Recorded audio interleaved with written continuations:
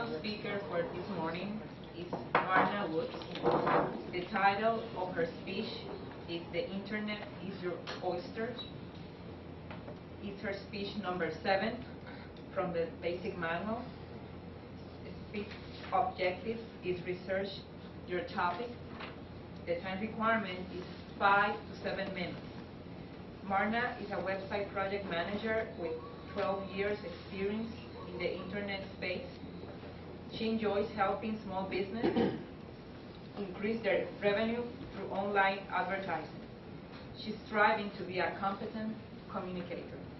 Please welcome to the lecture, Myrna Woods.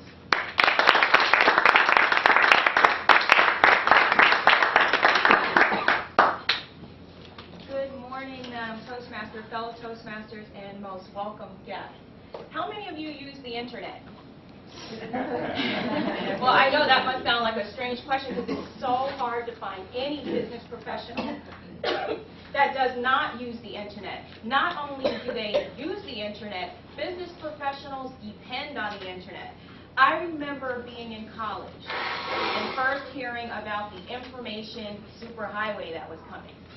And I thought, wow, won't that be great? When we write our term papers, we don't have to wait for the book to be available in the library. We can go to the information superhighway. But back in 1990, I never knew that the internet would become such a big part of our daily lives. Oh, how things have changed. In 1990, you had to show people how to use a web browser. But today, any third grader can tell you how to click on a link. I don't need to convince you that the internet is a valuable resource.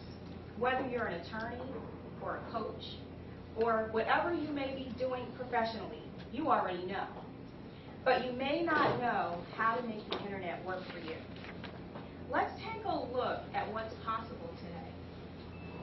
You have access to an enormous amount of information.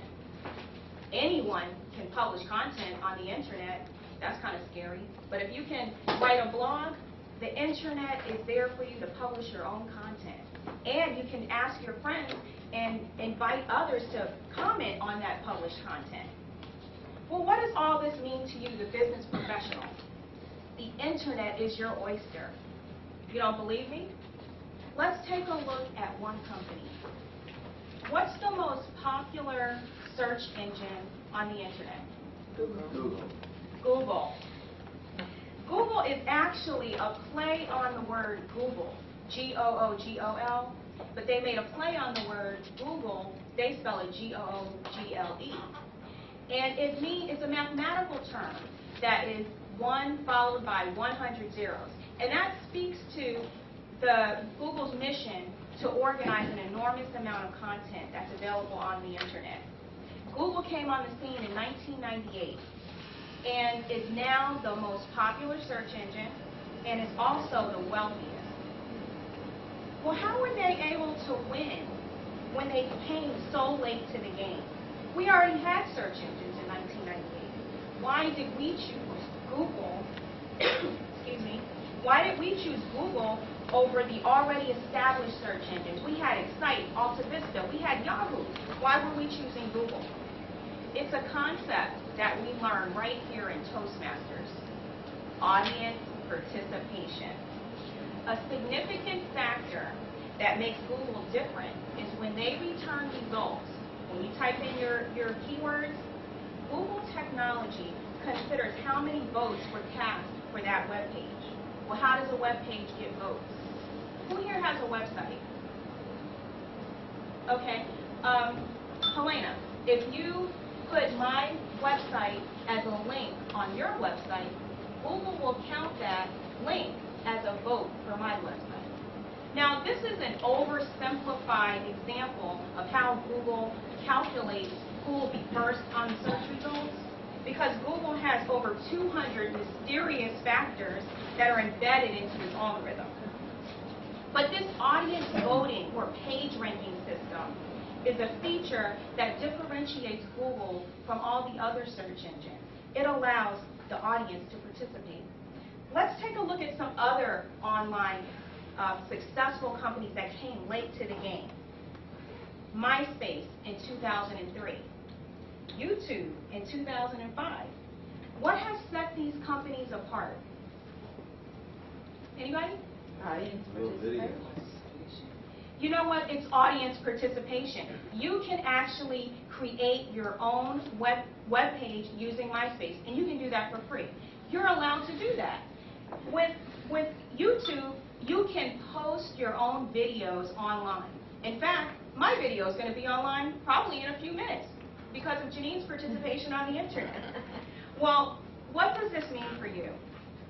Realtors, coaches, or anyone with a creative business idea, get an engaging website and let your audience participate. Connect with them. Let them interact with you. Allow yourself to go beyond the brochure website. You know, let me tell you about me. No. Instead, your audience wants to tell you about them. 73% of the U.S. are online today, according to the Pew Research Center. This is a large audience. They're all screaming, let me participate. Tell me that I matter. You're probably saying, well, Myrna, I'm no computer programmer. How am I going to create technology? Well, the good thing is in many cases, this technology already exists for you to connect with what matters most to your audience. Well, what are some general values that your audience may be interested in? Who here wants financial security? Who wants self-confidence? Peace of mind? Well, I bet that's what your audience is looking for too. Can a professional coach connect with self-confidence? Absolutely. You can post for your web users interactive surveys that will pinpoint their strengths and show them the results instantly. All of us can do online polling, or we can ask our audience questions that they can participate in. It doesn't have to be a scientific poll. Maybe a martial arts center might frame a poll question like this. Karate is the most popular form of martial arts. Agree or disagree? Let your audience vote. Then show the results instantly. Then give some additional information about how maybe the martial arts will give them self-confidence, peace of mind, and it wouldn't hurt to save them some money too. I encourage all of you to think about the internet not simply as a place to describe, but as a place where you can connect and engage with your audience. If you begin to think this way, you'll see, like the owners of Google, like the owners of YouTube, and like the owners of MySpace, the opportunities are endless. The internet is your oyster. Madam Toastmaster.